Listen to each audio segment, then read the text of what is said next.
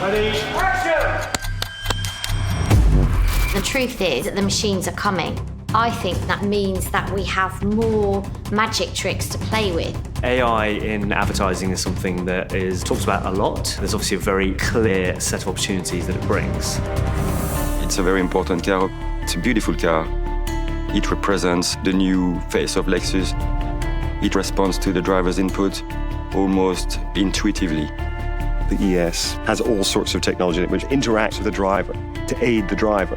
The intuitive features are based on safety. If, for example, you are on the highway, the car will recognize the lanes on the road and assist the driver to keep the car in the middle of the lane. The car would brake for you if you were to not see something on the road. It's a sort of supplement to the driver.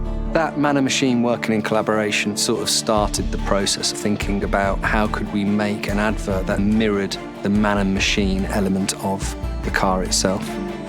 Wouldn't it be a great wheeze if we actually had an ad written by a computer?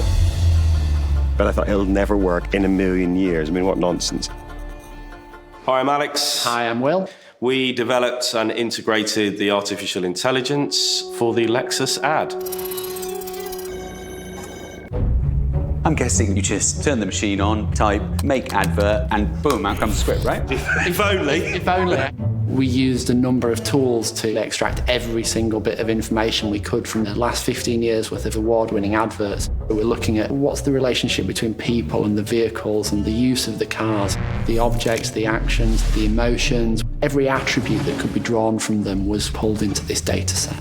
Using tools like IBM Watson gave us a great head start. One of the things that Watson really excels at is understanding emotion and being able to pick insight from that. We've developed a set of algorithms based upon psychology, based upon latest literature within the scientific community of how humans categorise emotions.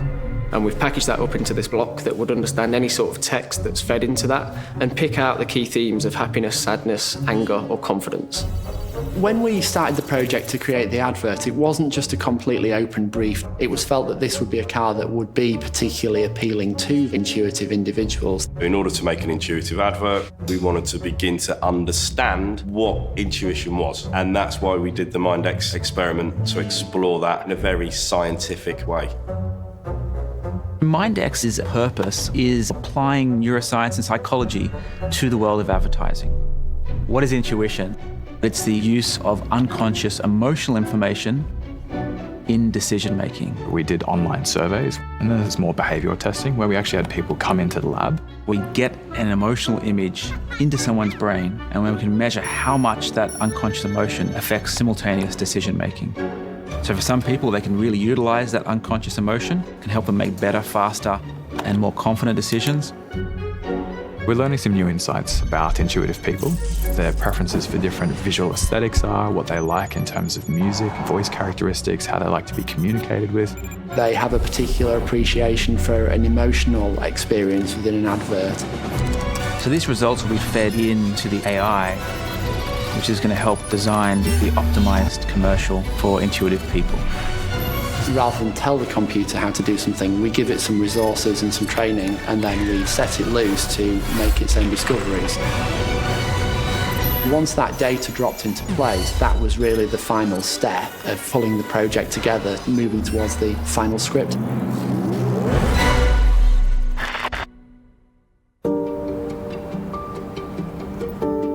You're sort of setting off a process that you've not got that much control over it, but I think that's where the best work comes from. We felt a bit uncomfortable.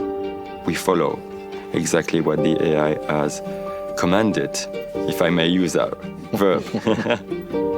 Were you nervous about what the final script would be? I think probably quietly terrified. Expression.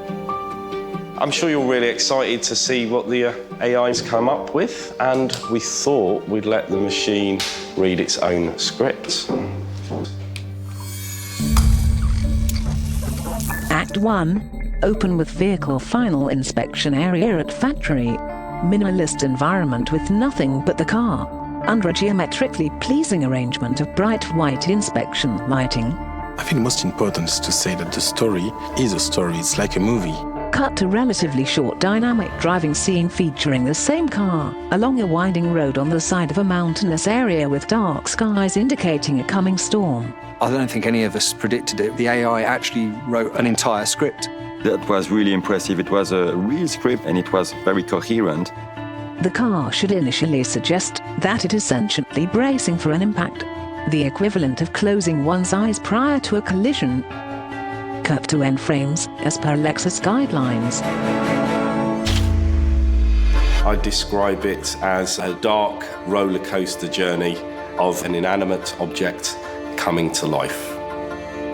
The fact it's written a story about a machine coming to life, I mean, that's... In a way, I want to sort of pat it on the back and go, that's quite funny, that. And action card. We were all really surprised when out came a script which not only made sense, but actually had in it this sort of self-reflexive quality. And it's a kind of a twist on, I suppose you would say, the Pinocchio tale. We're really proud to work with an award-winning director. And it's really cool that he picked up this idea as well and he felt really, in love with it. I think my job is to try and be as faithful as possible to what the AI wrote. Just a nudge here and there, because you want it to feel like it has a little bit of the oddness of something written by a computer. What I've tried to do is to figure out ways to make it feel like we're seeing quite a lot of this from the car's perspective. It's about this machine which is coming alive. So that enables you to be a bit odd and surreal, I think. We're getting close to a point where the AI's created work is actually becoming good, which I think is a fascinating idea. I think we all like to flatter ourselves as human beings that we have a unique way of understanding the world that no machine could ever replicate. And I think that it's going to be very interesting when things that make us laugh and make us cry has actually been created by a computer. And that's going to be fundamentally earth-shattering for the way that human beings see themselves and see their place in the world.